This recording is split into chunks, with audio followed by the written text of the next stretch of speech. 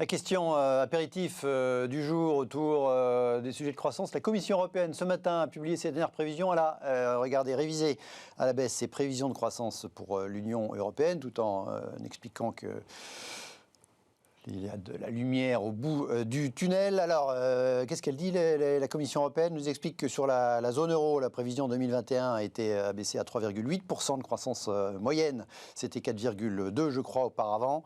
Sur la France, ça reste assez optimiste avec un 5,5%, un peu en dessous de la prévision de Bercy qui est à 6%. Alors, ça pose deux questions. Il y a quelques jours, on en avait même parlé autour de cette table dans l'émission. Le thème, c'était il y a un vent d'optimisme à la fois sur les marchés, mais ça fait un certain temps. Mais même voilà, dans les perspectives, dans les prévisions, on avait la Banque de France, l'INSEE, puis la Banque de France qui a dit que nos prévisions de rebond, de croissance n'étaient pas inatteignables. Voilà, il y avait un pan positif. Là, la petite douche froide de la Commission européenne et en même temps pas particulièrement sur la France. Et puis en même temps... Voilà, je le disais dans le sommaire, le président du MEDEF était à la radio ce matin. Regardez ce qu'il dit à propos des prévisions. Voilà, reprise économique en 2021. Geoffroy Roux-de-Brézieux qui répond honnêtement, je ne sais pas, c'est très difficile de faire des prévisions, mais le jour où on lève les restrictions sanitaires, ça peut repartir très vite. Alors évidemment, c'est difficile de faire des prévisions dans une période actuelle, mais du coup, je vais vous poser la question, est-ce que ça vaut le coup de les faire malgré tout Erwan, disons, compte tenu du degré d'incertitude absolument immense dans lequel on évolue, on a quand même des économistes, des professionnels un peu partout qui, en permanence, font des prévisions, les révisent tous les 15 jours, tous les mois ou tous les 3 mois. Ça fait parler dans les émissions de télévision comme ici. Est-ce que c'est... Pourquoi continuer à faire des prévisions alors qu'on n'a jamais eu autant d'incertitudes ? C'est pour occuper les macroéconomistes, déjà, d'une part. Non, déjà, il y a l'obligation de faire des prévisions pour quand vous préparez votre PLF, votre projet de loi de finances, vous êtes obligé déjà de baser sur des hypothèses macroéconomiques. Voilà. Alors ça, c'est quand on est gouvernement, quoi. Quand on est gouvernement, mais le gouvernement se pose aussi sur les principales. Là, on ne va pas se mentir, à mon avis. Si tout se passe bien, on aura, même si tout se passe mal, on aura de toute façon peut-être un PLF qui va de toute façon un projet de loi rectificatif, voire 1, voire 2. Oui, il y a eu 4 rectificatifs en 2020. Coup, c'est bien d'avoir les dernières données actualisées des différentes institutions internationales pour pouvoir se baser justement sur une base assez intéressante. Mais vous connaissez la petite blague, vous savez pourquoi est-ce que Dieu a inventé les météorologistes ? C'est pour que les prévisions des économistes paraissent moins farfelues. Là, on est en plein dedans. Mais ce qui est toujours intéressant, c'est dans les petites notes de ces prévisions-là, on vous dit jusqu'à ce qu'on date, en fait, les conjoncturistes datent leur prévisions du jour J, parce qu'ils vous disent le lendemain ça peut de toute façon être caduque. La vérité, c'est qu'on n'en sait rien. Ces prévisions, elles sont utiles pourquoi ? Pour faire des hypothèses macroéconomiques, parce que c'est pas parce qu'on est dans un environnement d'incertitude qu'on doit justement être attentiste. Au contraire, on doit justement évaluer quelque part les différentes tendances macroéconomiques pour pouvoir avoir des politiques cycliques ou contracycliques. Et deuxièmement, c'est pour pouvoir se donner aussi un cap. Ces hypothèses, elles sont pas non plus elles peuvent paraître optimistes, mais elles sont pas non plus si irréalistes. Quand vous regardez la capacité de rebond qu'a pu avoir l'économie française lorsqu'on a déconfiné temporairement, je vous le concède, cet été. L'été dernier. C'était quand même assez impressionnant. On a été le pays qui a parmi le rebond le plus fort de la zone euro. Donc ça, c'était très intéressant. Donc, se dire qu'on continue en tout cas toujours à faire 6%, ça me paraît peut-être un petit peu hypothétique parce qu'on va avoir encore des mesures de confinement ou en tout cas de restrictions économiques.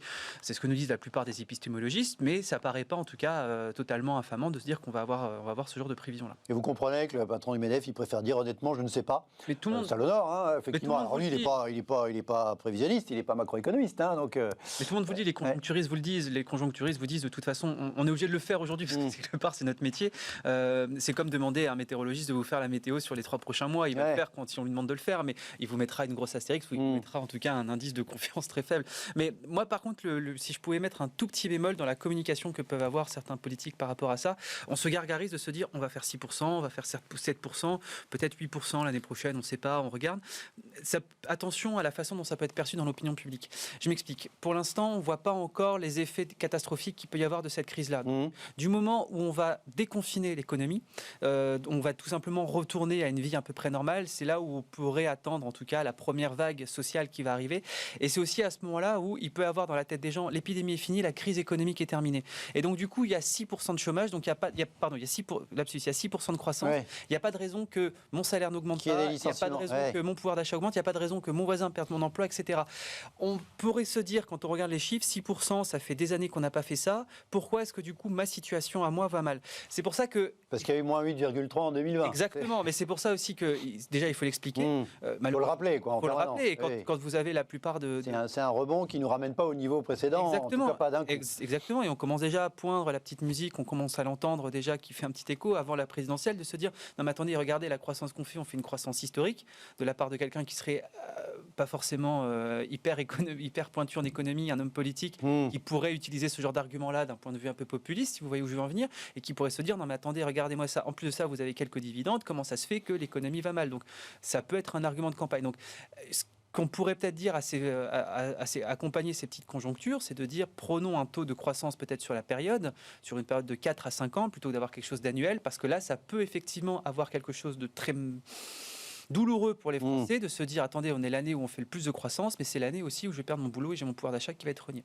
Donc attention à ces conjonctures, attention à la lecture et surtout, nous mettons pas de regarder et de dire les petites astérix qu'il y a en bas de toutes ces prévisions. Et le fait qu'on soit au-dessus de la moyenne européenne dans les prévisions de la Commission pour 2021, c'est parce qu'on a été en dessous en 2020, c'est juste un effet élastique? Tout à fait, quand vous regardez l'habitude, on est entre 6 et 10% de pertes, entre 6 et 12 dans la zone euro. Les 10, c'est nous, on a clairement eu un beau plongeon.